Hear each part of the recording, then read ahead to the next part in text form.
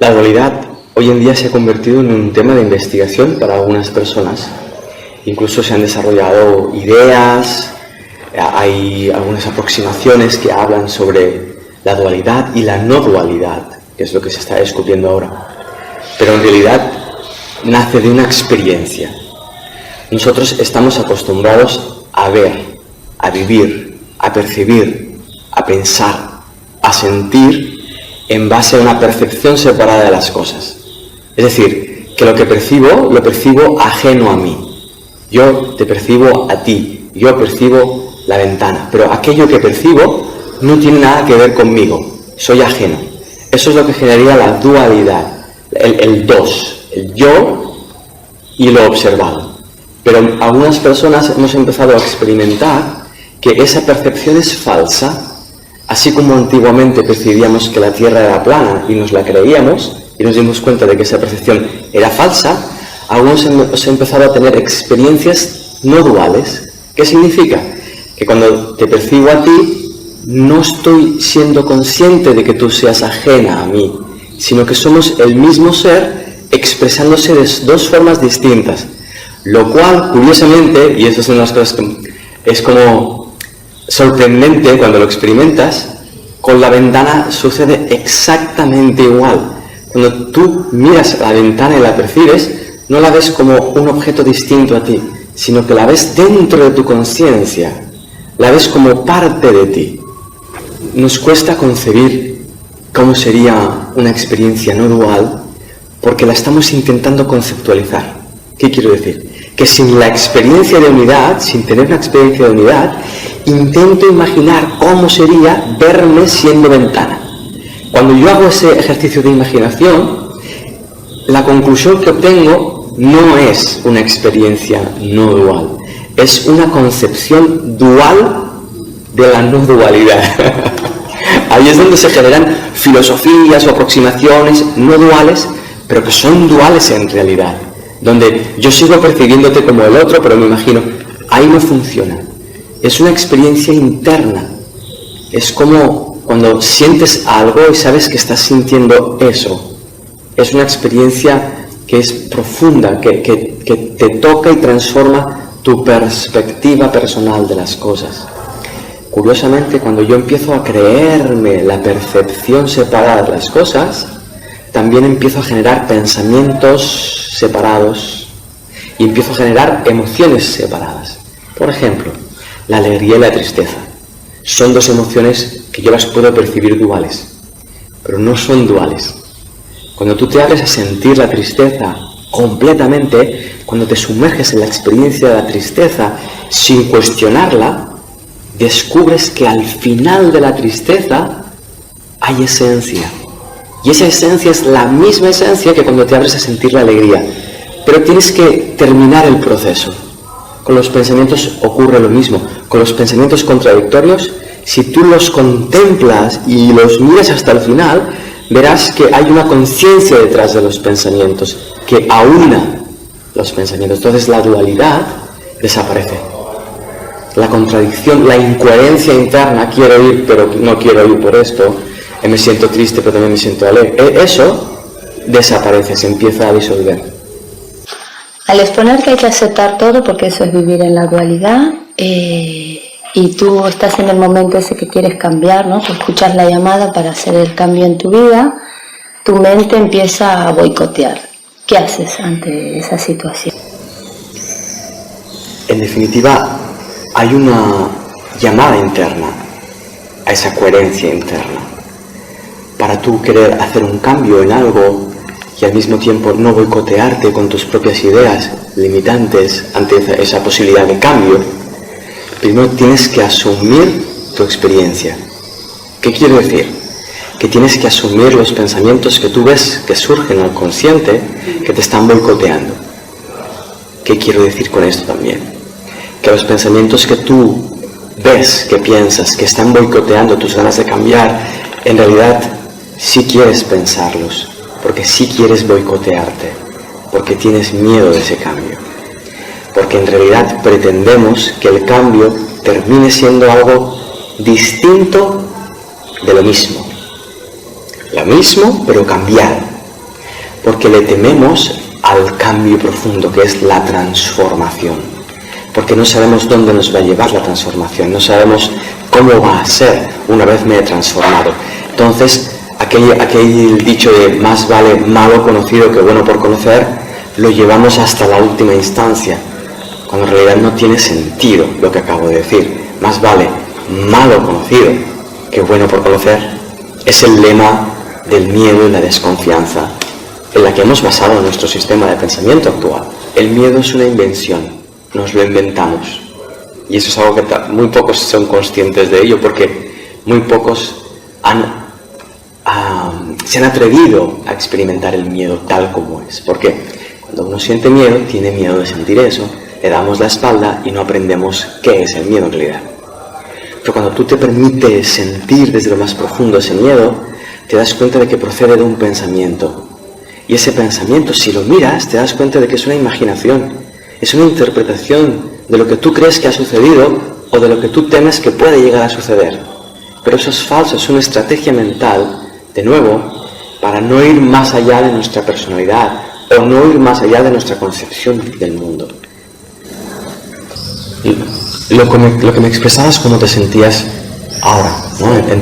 Entrevistando, si lo miras, incluso esa sensación de vergüenza, si la miras de frente, te darás cuenta de que detrás hay miedo. Y si sientes ese miedo, te darás cuenta de que detrás de ese miedo hay un pensamiento. ¿Puedes mirar cuál es ese pensamiento? Que no lo voy a hacer bien. Cuando te das cuenta de que detrás de ese miedo está el pensamiento, no lo voy a hacer bien, fíjate esto, qué fantástico es. Cuando puedo ver que el miedo que siento es porque pienso, no lo voy a hacer bien, puedo mirar ese pensamiento y preguntarle, ¿eres cierto?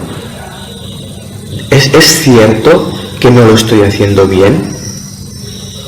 Y verás que no lo sabes. Que el pensamiento lo que dice es que no lo voy a hacer bien. El pensamiento te está disociando del presente y te lleva a temer un futuro que no está aquí.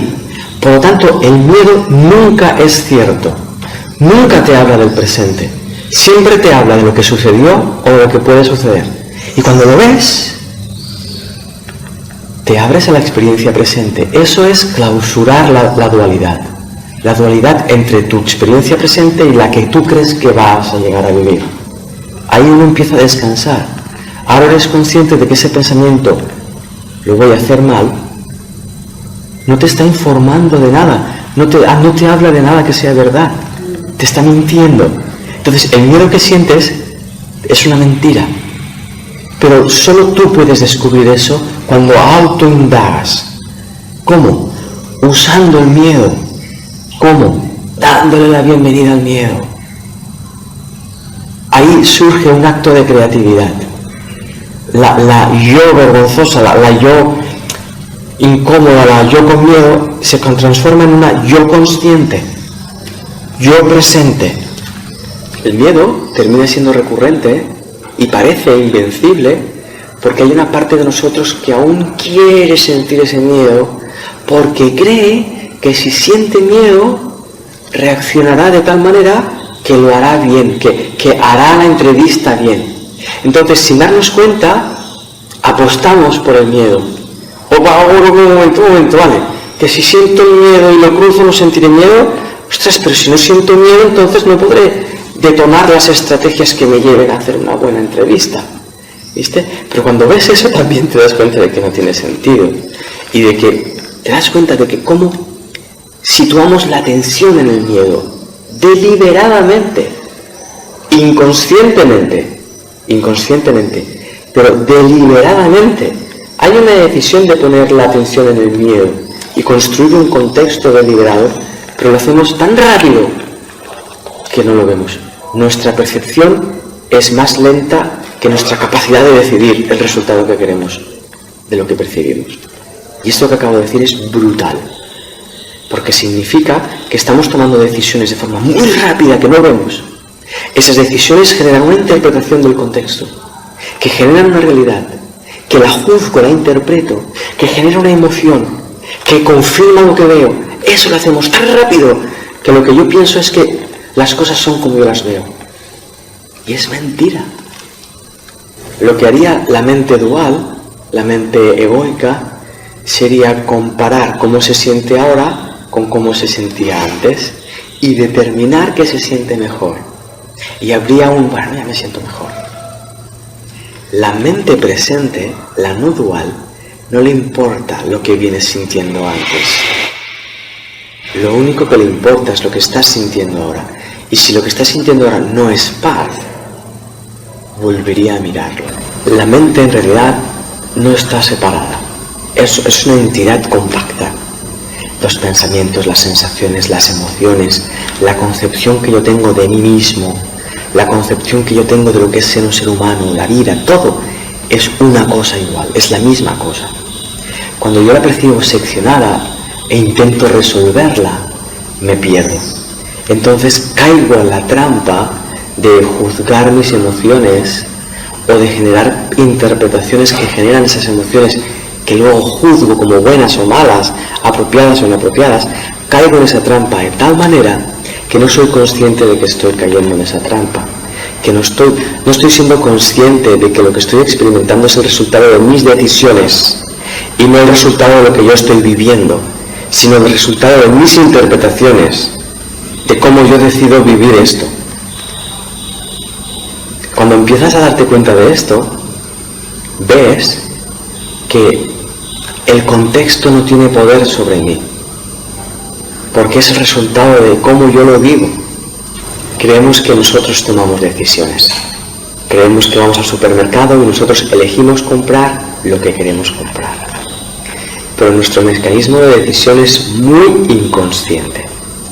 Tanto es así que existe algo que se llama neuromarketing, que lo único que se encarga es de ver ese inconsciente a través del cual tú decides qué quieres, para generar productos, texturas, tamaños, colores, olores, sabores, para que tú compres eso, para que tú decidas comprar eso, creyendo que lo estás comprando libremente porque es lo que tú eliges de todo lo que ves, pero en realidad hay un sistema detrás que te está llevando a ser esclavo de tus decisiones inconscientes. Lo mismo ocurre con nuestras relaciones.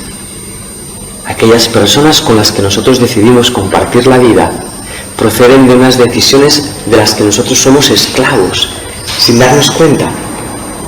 Mientras tú te sientas vacío de dentro, mientras tú no sepas quién eres ni por qué estás viviendo, serás esclavo de tus decisiones inconscientes, que lo que buscan es obtener algo que a mí me llene. Tú no puedes salir de ese mecanismo inconsciente hasta que no te abres a asumir la responsabilidad de ese gasto.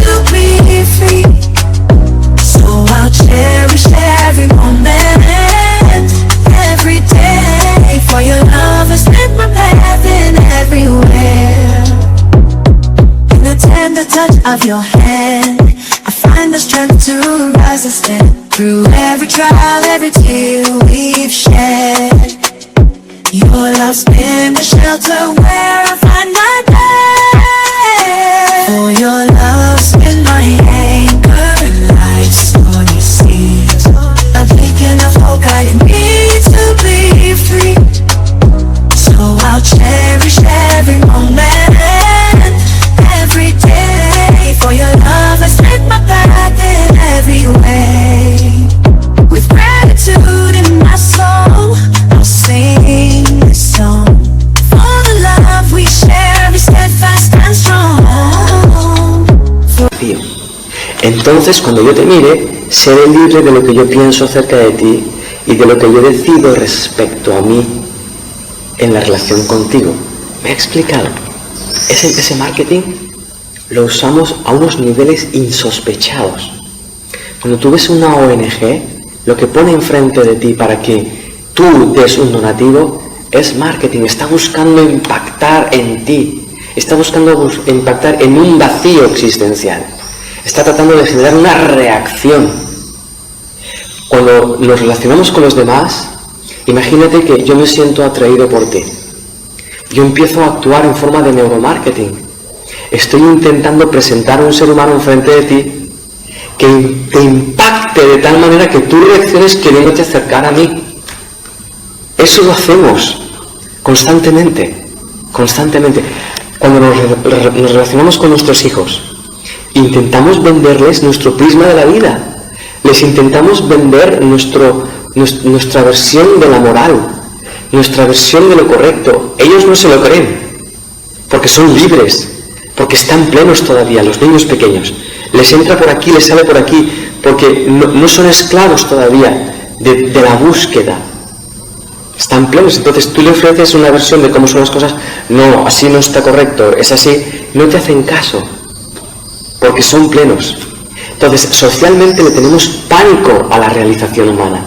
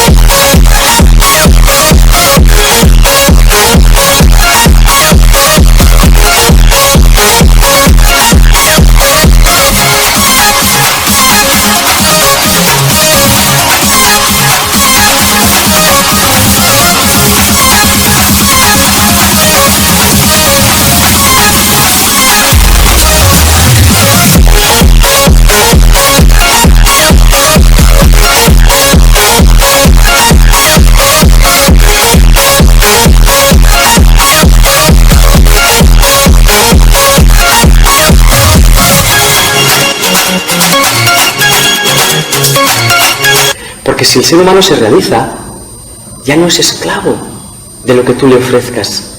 Es libre de sus propios pensamientos creativos. Y podríamos crear sociedades completamente nuevas y distintas, y eso al sistema le da pánico. Lo mismo ocurre a nivel interno. Mi propia creatividad me da miedo porque entraría en un espacio de desconocimiento. ¿Cómo podría manejar mis emociones? Pero en realidad, si no las puedo manejar ya,